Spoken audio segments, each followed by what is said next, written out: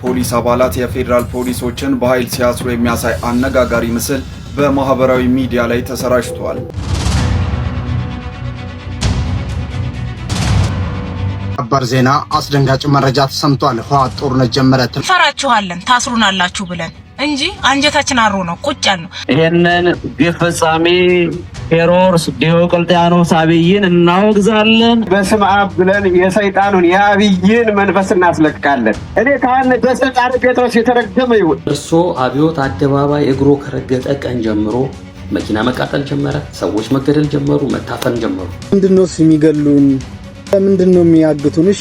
ማገቱስ ገንዘብ ተፈልጎ ሊሆን ይችላል። የሚገሉን ለምንድነው? አላማው ለምንድነው? ሰበር በአርሲ ስለተቃጠለው ቤተክርስቲያን አስደሳች ሰበር ተሰምቷል። ሰላም እንዴት ናችሁ? በድጋሜ በአዳዲስ መረጃዎች ተመልሼ መጣሁኝ።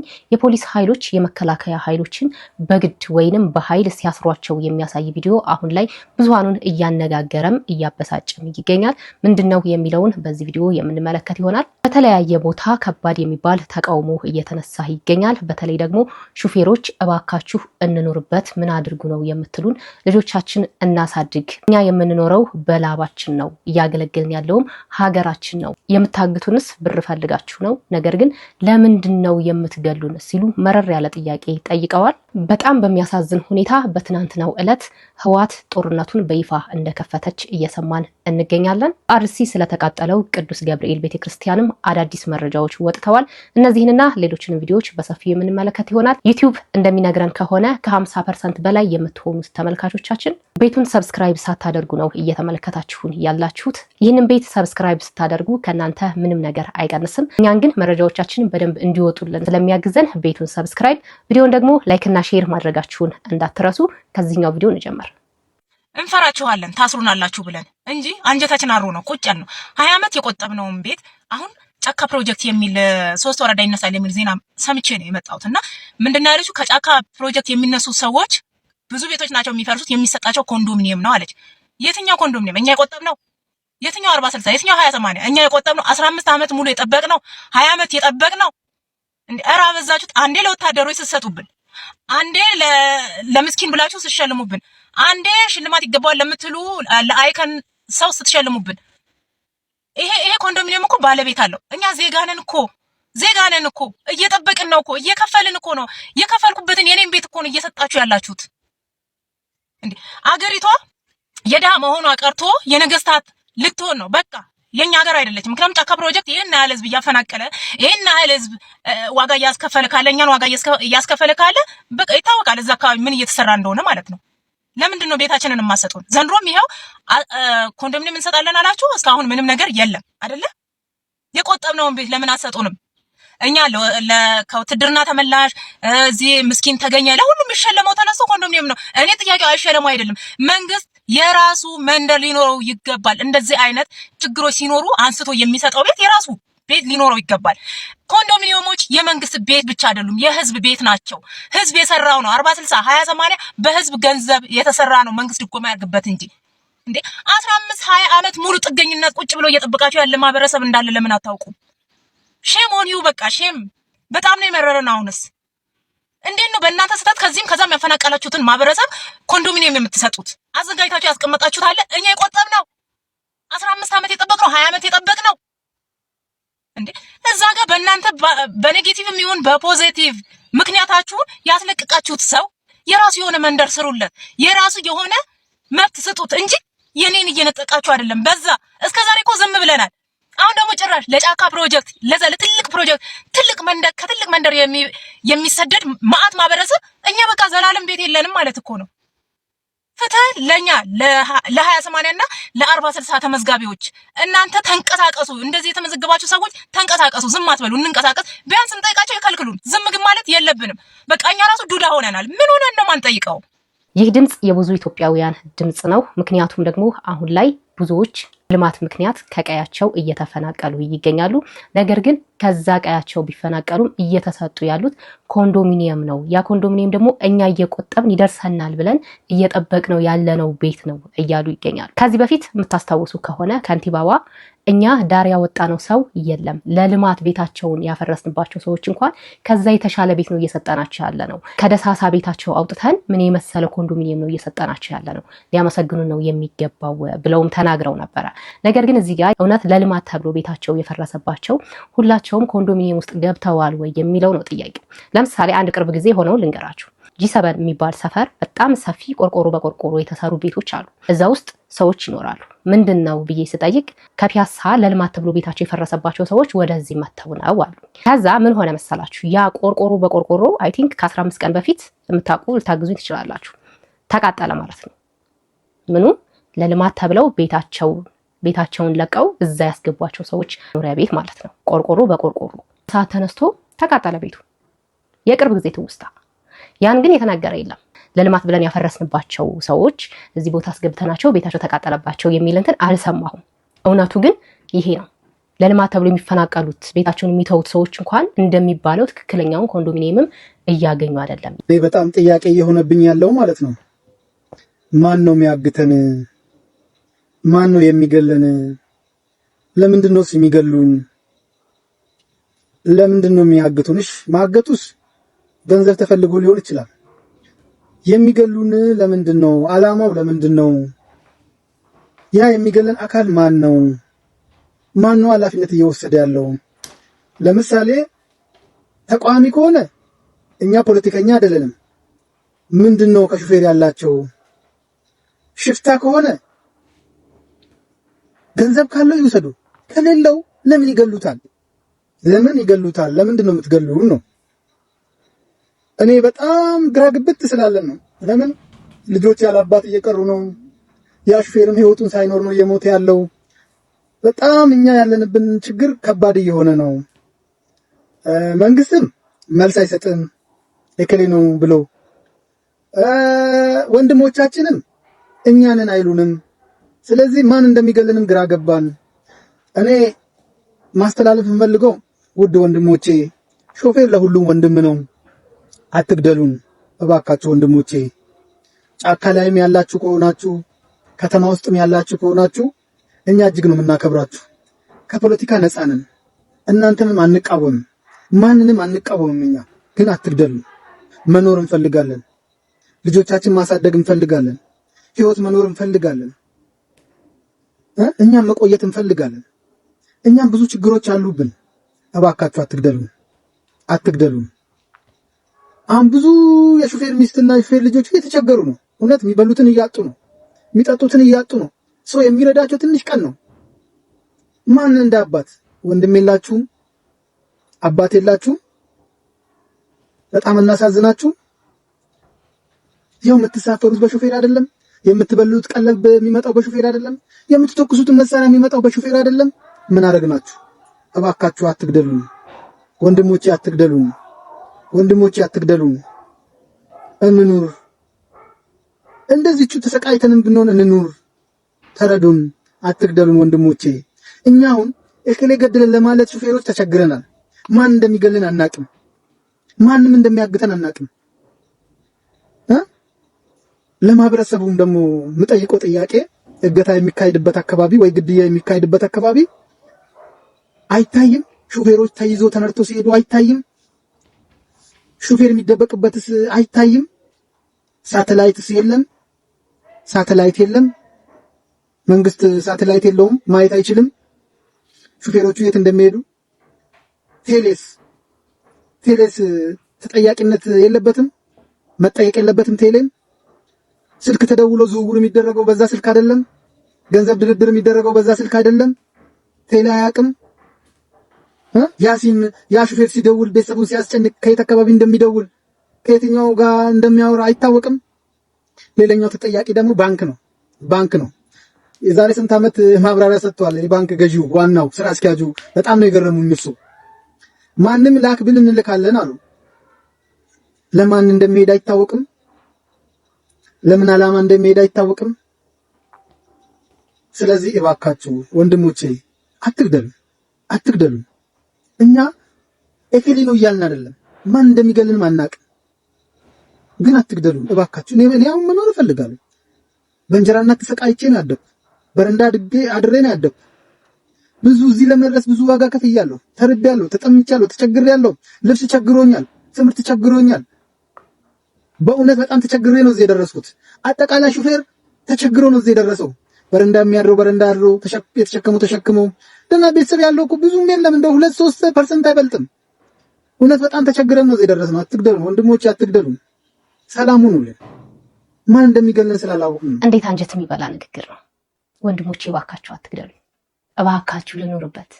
ወንድሞቼ እባካችሁ አትግደሉ። ያሳዝናል። በቃ እባካችሁ ልኑር።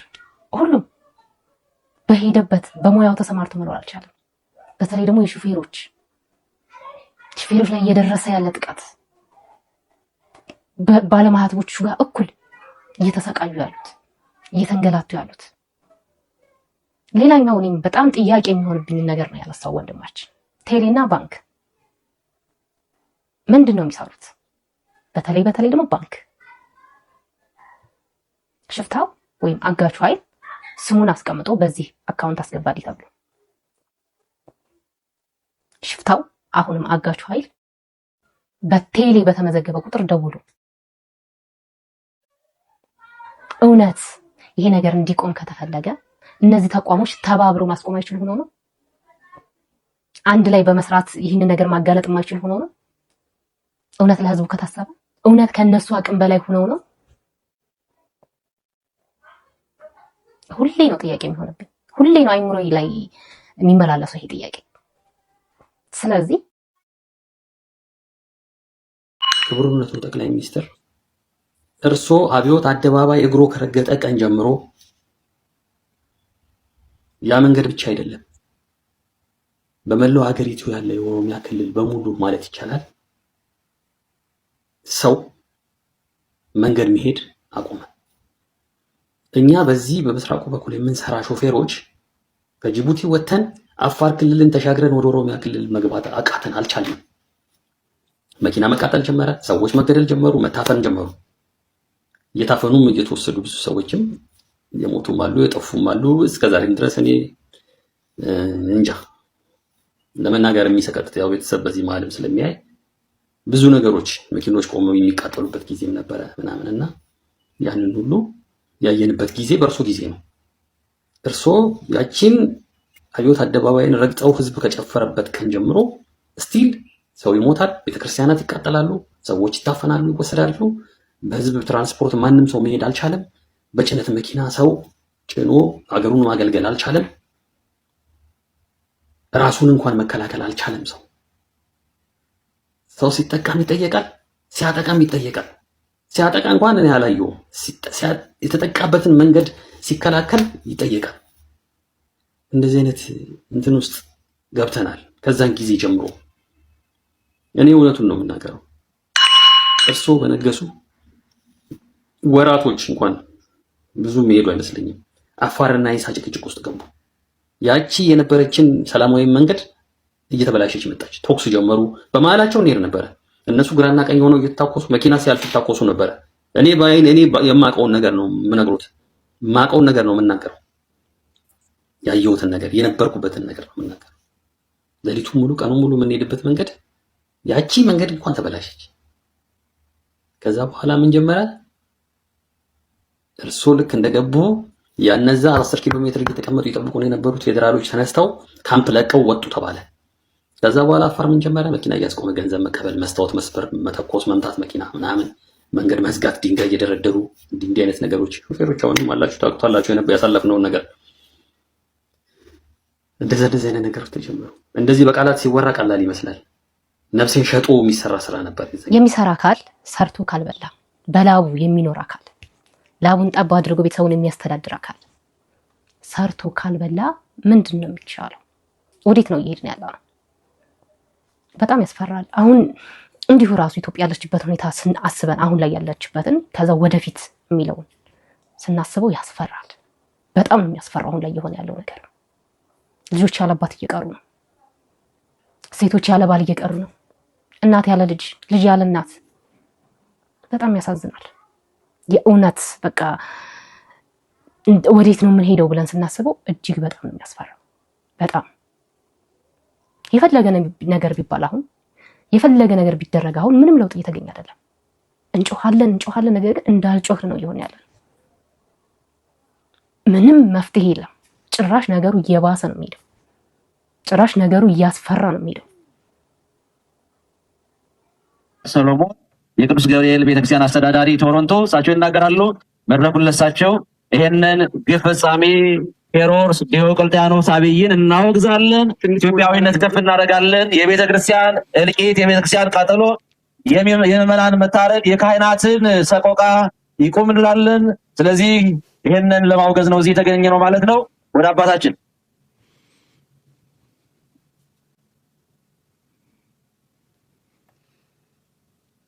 በስመ አብ ወወልድ ወመንፈስ ቅዱስ አሐዱ አምላክ። መቼም ወገኖቻችንም የሚገደሉት በስመ ሥላሴ ነው አይደለም? የሥላሴን ስም ተሸክመው ስለሚዞሩ ነው አይደለም? ኦርቶዶክስ ስለሆኑ ነው የሚገደሉት አይደለም? ቤተክርስቲያን የሥላሴ ማደሪያ ስለሆነች ነው አይደል የሚገደሉት? ስለዚህ በስመ አብ ብለን የሰይጣኑን የአብይን መንፈስ እናስለቅቃለን። ሁለት ምዕመናን አብይ ገዳይ ነው። አንድ ጊዜ በሉልኝ። አብይ ገዳይ ነው። አብይ ገዳይ ነው። አብይ ገዳይ ነው። አትፍሩ። አብይ ገዳይ ነው። ሰይጣን ነው። እንደውም አብይ ሰይጣን ነው። አብይ ሰይጣን ነው። ለምንድን ነው ይሄን ያልኩት? ሰይጣን ቤተክርስቲያንን አይወዳትም አይደለም? ያቃጥላታል በአብይ ተመስሎ። ስለዚህ አብይ ገዳይ ነው። የምትፈራ የጴጥሮስ ልጅ አይደለህም። የአቡነ ጴጥሮስ ልጅ አይደለህም። አቡነ ጴጥሮስ ጣሊያንን በፊት ለፊት መሳሪያ ፊት ቆመው ነው ያውግዝ። ታውቃላችሁ አይደል ታሪክ። ስለዚህ የጴጥሮስ ልጆች ከሆነቸው አትፍሩ። እኔ ዘመድ አለኝ ሀገር ቢሆን ግን ካህን ስለ ካህንነቴ ይገደኛል። እኛ አርሲ ኢትዮጵያ ስለሌለን ያልተገደል ነው አይደል? እውነት አስር ምዕመናን እውነት ነው። አርሲ ስለሌለን አልተገደልንም በሉ። አርሲ ስለሌለን አልተገደልንም። አርሲ ስለሌለን አልተገደልንም። አያችሁ፣ አርሲ ስላልሆን ብቻ ነው ያልሞት ነው። እዚህ ሀገር ነፃነት ሀገር ስለሆነ ያልሞት ነው አይደለም? ዛሬ ቀን የማይመጣ ካህን የተረገመ ይሁን። እውነት የተረገመ ይሁን። እኔ ካህን በስልጣን ጴጥሮስ የተረገመ ይሁን። ቤተክርስቲያን ታድጋ ሆኗና ቀጥታ እንጀራዋን አብልታ አይደለም? ሊቃውን ታውቃላችሁ፣ በትምህርት ቤት ስንኖር አይደለም?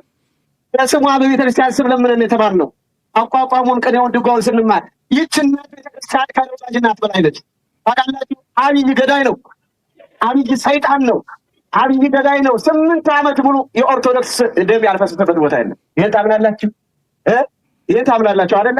ይሄን ካመንን በግልጽና እንዴት ገዳይ ሳያፍር ሟች ያፍራል? ጎበዝ ገዳይ ሳያፍር፣ በዳይ ሳያፍር፣ ጠባሪ ሳያፍር እንዴት ሟች ያፍራል? እንዴት አልሞትም ብሎ መጮህ ያቅተናል? ክርስቲያኖች አንሞትም ብለን መጮህ እኮ የኛ ውጤት ነው አይደለ? የኛ ኃላፊነት ነው። ዓላማ ሰርቶ ጽፎ ፊልም ሰርቶ የመጣ እኮ ነው ቤተክርስቲያንን ሊያፈርስ አይደለም? ስለዚህ ከዛሬ ጀምሮ ስለሚሞቱት ወንድሞች እህቶቻችን መጮህ አለብን። ስለዚህ የትኛውም ቤተክርስቲያን እኔ የማይመጣ መጥቶ የማያወግዝ ምዕመንና ካህን እኔ ለቤተክርስቲያን እውነተኛ አገልጋይ ወይም እውነተኛ ምዕመን ነው ብዬ አላስብም። የራሴ አስተሳሰብ ነው ወይም የራሴ ፍላጎት ነው። እኔ ራሴን ስለማውቀው ምን ያህል ሳጭ አንዳንድ ጊዜ እንቅልፍ የምናጣበት ጊዜ አለ አይደለ? ስለዚህ አብይ ገዳይ ነው። አብይ ዲያብሎስ ነው። ዲያብሎስ ቀስቱን ወርሮ ዝናሩን ገትሮ ያላፈረሰ ቤተክርስቲያን ዘመን ያስፈስም። ይሄ ቃላችን ነው። እግዚአብሔር ይስጥልን። ተበዳይ ዝም ሲል ተከሳሽ ይሆናል ይባላል። እየተበደልን እየተገፋን እየተሰቃየን እንዳንናገርም ጭምር የሆነ ነው። አትግደሉን እንዳንል፣ ታው እኛ ንጹሐንን እንኑርበት፣ እባካችሁ እንኑርበት እንዳንልም እየተደረግን ነው አይደለም? በነገራችን ላይ ከዚህ በፊትም ብየዋለሁኝ፣ ስለሚገፉት ሰዎች፣ ስለሚፈናቀሉት ሰዎች፣ በማንነታቸው ብቻ ስለሚሰቃዩት ሰዎች፣ ስለ ንጹሐኖቹ ሰዎች ድምፅ መሆንና ለምን ብሎ መጠየቅ ፖለቲክስ አይደለም፣ ኃጢአትም አይደለም። ተዋቸው እባካችሁ ማለት ለምን ብዙዎቻችን ዝም እንደምንል አላውቅም። ለምን እንደምንፈራ አላውቅም። ድምፅ መሆን እንኳን ቢያቅተን የተሰሩ ቪዲዮዎችን ድምፅ የሆኑላቸውን ሰዎች ቪዲዮዎቻቸውን ሼር ማድረግ ቫይራል እንዲወጣ ማድረግ እንኳን አንችልም። ቤተክርስቲያን ስትወድም ለምን ቤተክርስቲያን ለምን እንደዚህ ሆነ ማለት ግዴታችን ነው። የፈለገ ነገር ይምጣ፣ ወንጀል የሚሰራ አካል ምንም ሳይደረግ ለምን የሚለው አካል ምን እየደረሰበት እንዳለ እናውቃለን። ግን ይሁን፣ ይሄም አንድ ሰማዕትነት ነው። የሚሞቱ አሉ አይደል እንዴ? ማህተቤን አልበጥስም ብሎ የሞቱ ወገኖቻችን አሉ አይደል እንዴ? አንዳንድ ጊዜ እኔ እንደውም በእነሱ ቀናለሁ። የእውነት በጣም ነው የምቀናው። ምክንያቱም እኛ በቁማችን የሞትን፣ እነሱ ቢያንስ ለአንድ ዓላማ ሙተዋል፣ ለእምነታቸው ሙተዋል። ማህተቤን አላስነካም፣ ቤተክርስቲያንን አላስደፍርም ብለው ሙተዋል። በቃ ዓላማ አላቸው። እኛስ እኛ በህይወት ያለነውስ እኛ በቁማችን የሞትነውስ በዚህ በኩል የነሱ ሀዘን የቤተክርስቲያን መፍረስ እያንገበገበችን እዛ ላይ ድምጻችን እንዳይሰማ እየተደረገ ከዚህ በላይ የቁም ሞት አለ እንዴ? እኛ እኮ በቁማችን ነው የሞት አልቀን አልኮ ተንገብግበን ከዚህ በላይ በቁም ሞት አለ?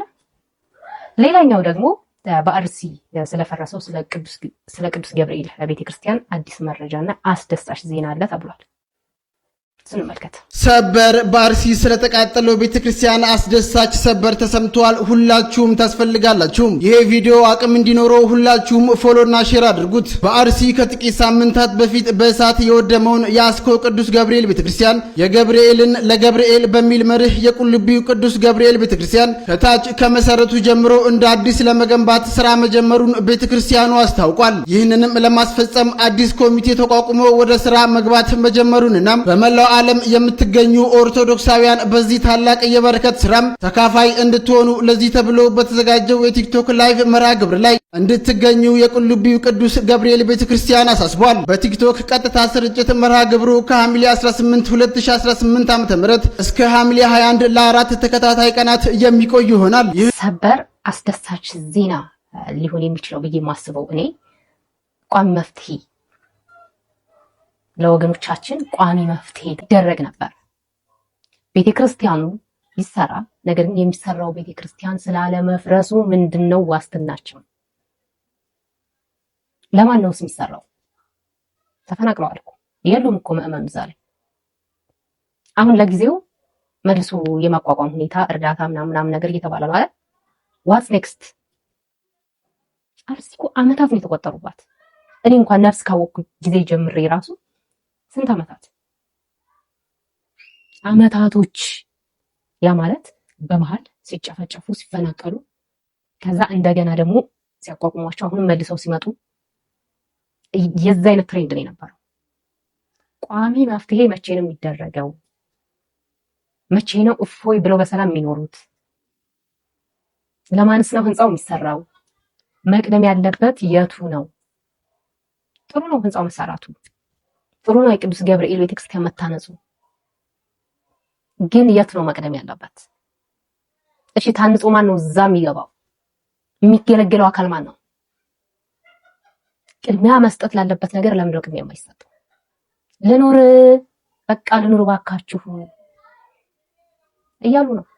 አይቻልም ተብለው እሱ ላይ መጀመሪያ ይሰራል። ህንጻው መሰራቱ ችግር የለውም፣ ህዝብ ነው የሚሰራው። ድሮም አሁንም ህዝብ ይሰራዋል። በዚህ ጉዳይ ኦርቶዶክሳውያን አይታሙ። ግን ሰላሙስ የተሰራው ነገር ስላለመፍረሱስ መጀመሪያ መሰጠት ያለበት ምንድነው? ይሄን ነው ማለት እንፈልገው ነው። በጣም የሚያሳዝነው ዜና ደግሞ በትናንትናው ዕለት ህወሓት ጦርነቱን ከፍተዋለች። ሲፈራ ሲለመኑ ሲፈራ የነበረው እባካችሁ ተው እየተባሉ የነበሩት የትግራይ ህዝብ በቃኝ እኔ ከዚህ በኋላ ሰላም ነው የምፈልገው እያለ ሲለምናቸው የነበሩት አካል ከዛም አልፎ ደግሞ ወደዚህ ትግል አልገባም ወንድሜን አልታገልም ወይ ወንድሜን አልገልም ያሉ የትግራይ ወጣቶች በትናንትናው ዕለት እምቢ ብለው ሲሻሹ ወይም ወደ ሌላ ቦታ ሲሄዱ አግተው 5 መኪና አይደለ 5 መኪና ወይም 5 አውቶቡስ አግተው ወደ ትግሉ እንዲቀላቀሉ አድርገዋቸዋል። ያሳዝናል። አባር ዜና አስደንጋጭ መረጃ ተሰምቷል። ህወሓት ጦርነት ጀመረ። ትላንት ሰኔ 14 ቀን 2018 ዓ.ም ጀምሮ የህወሓት ታጣቂ ቡድን በአፋር ሰሜናዊ ዞን 2 ክፍላት ረሱ መስተዳድር መጋሌ ወረዳ ሂዱና አራዳ ቀበሌዎች ላይ በከባድ መሳሪያ ተኩስ ከፍተው እንደነበረ ምንጮች ገልጸዋል። ታጣቂዎቹ የያሉ መጋሌ አብላ መስመር ለመቆጣጠር ዓላማ ያደረገ መሆኑን መረጃው ያመለክታል። ጥቃቱ በከባድ መሳሪያ ድሽቃ፣ ሞርተር፣ ብሬን፣ ስናይፐር እየተደገፈ ሲሆን ታጣቂዎቹ የደረሱበትን ቤት ንብረትና ጫካን ጨምሮ በእሳት አቃጥለዋል። ተኩሱ በአካባቢው በሚገኝ የአፋር የጸጥታ ኃይሎች ካምፕን ኢላማ ያደረገ ሲሆን በተኩሱ የደረሰው ጉዳት ማወቅ አልተቻለም። ታጣቂዎቹ የተለያዩ መንደሮችን እየተቆጣጠሩ ሲሆን ከዚህ በተጨማሪም በቦታው መደበኛ የስልክና የኢንተርኔት አገልግሎት የሌለ በመሆኑ መረጃ ለማግኘት አስቸጋሪ ሆኗል የተባለው መረጃው የአዩዘ ሀበሻ መሆኑን ተመልክቻለሁ። አሁንም ሌላ እልቂት፣ አሁንም ሌላ ሮሮ፣ አሁንም ሌላ ረሃብ ይዘውብን እየመጡ ነው። ሀይባ ያጡት በቃችሁ የሚል ኃይል ያጡት። ሌላኛው ደግሞ ጭምብል ሁሉ በመልበስ ነው አሉ በየቤቱ እየሄዱ የሚዘርፏቸው ጭምብል ለብሰው። ጌታ ሆይ ይህንን ነገር በቃ በለን እባክህ ተለመነ ልንለው ይገባል። የእውነት ይህንን ጉዳይ እሱ ራሱ እጁን ካላከልን የመለኮትን ኃይል እስካላስገባ ድረስ ወይም የመለኮት ኃይል ጣልቃ እስካልገባ ድረስ ይሄ ጉዳይ በጣም አሳሳቢ ነው። በጣም የሚገርመው ደግሞ መከላከያዎችና የፖሊስ ኃይሎች እየተጋጩ ነው። የፖሊስ ኃይል በግዴታ የመከላከያ ኃይሎችን እያሰሯቸው አስገድደው በትግል። በጸጥታ ኃይሎች መካከል ስለታየው ግጭት ማብራሪያ እስካሁን አልተሰጠም። በደቡብ ክልል የከተማ ፖሊስ አባላት የፌዴራል ፖሊሶችን በኃይል ሲያስሩ የሚያሳይ አነጋጋሪ ምስል በማህበራዊ ሚዲያ ላይ ተሰራጭቷል። የህግ አስከባሪዎች እርስ በርሳቸው ለምን ግጭት ውስጥ እንደገቡ እስካሁን ያልታወቀ ሲሆን ማብራሪያ ይሰጣል ተብሎም ይጠበቃል። ይሄው ነው የሆነ ያለው። ጌታ ሆይ በቃ በለን። አሁን ደግሞ ይዘቱን ቀየር አድርጎ ሁለቱም ሰላም ይሰጣሉ ወይም ሰላም ያስጠብቃሉ ከእግዚአብሔር በታች እነሱ አሉልን ብለን የምንተማመንባቸው ኃይሎች ይሄው እርስ በራሳቸው ደግሞ እየተጋጩ ነው። በእርግጥ ምንድነው ትክክለኛው መንስኤ ወይም ምክንያቱ ምንድነው የሚለው እንትን እስካሁን ይፋ ባይሆንም ያለው ነገር ግን ወዴት እየሄድን ነው የሚያስብል ነው። ይገርማል። እግዚአብሔር ምሕረቱን ይላክልን። በመጨረሻም የአባታችንን ምርቃን እንቀበልና ፕሮግራማችን እንጨርሳለን። ቅጦ እንደ ሰማ ቅልጦ ያጥፋልን። አዳም ከወጣበት ዲያብሎስ ተገባበት፣ ሌሊት ተተመከረበት፣ ቀን ተተወረወረበት፣ ጠላት ተሸመቀበት፣ ነብር ተወለደችበት። ከጠማማ መንገድ ያድነን። ከሰማይ እንደ በረዶ ከምድር እንደ ሰርዶ ከታዘዘ መከራ ሁሉ ያድነን። ሕግ ስርዓት ከሚሰራበት መጽሐፍት ከሚነገሩበት ጉባኤ ከሚፈታበት ቦታ ያድርሰን። ማማለጃ የማይበላ ፍርድ የማያደላ መኮንን እውነት የሚናገር ሽማግሌ ሀገራችን አጥፋብን። ገዢ መንግስትና ባራኪ ጳጳስ ሁሉ አታሳጣን እያልን የህሊና ጸሎትን ጸልይ። እስቲ አቡነ ዘበሰማያት። አሜን። አባታችን ምርቃቶት ይድረስልን። እንደ ሀገር ታመናል፣ እንደ ክርስቲያን እንደ ኦርቶዶክስ ቆስለናል። እሱ ምሕረቱን ይላክልን። ፕሮግራማችን ይህን ይመስል ነበር። በቆይታችን እንዳተረፋችሁበት አልጠራጠርም። ለዚህ ቤት አዲስ ከሆናችሁ ቤቱን ሰብስክራይብ፣ ቪዲዮን ደግሞ ላይክ እና ሼር ማድረጋችሁን እንዳትረሱ። በሌላ በአዲስ ቪዲዮ ተመልሼ እስከምመጣ ድረስ ኢትዮጵያ ሀገራችንን፣ ኦርቶዶክስ ሃይማኖታችንን እግዚአብሔር ይጠብቅልን። ቸር ቆዩ።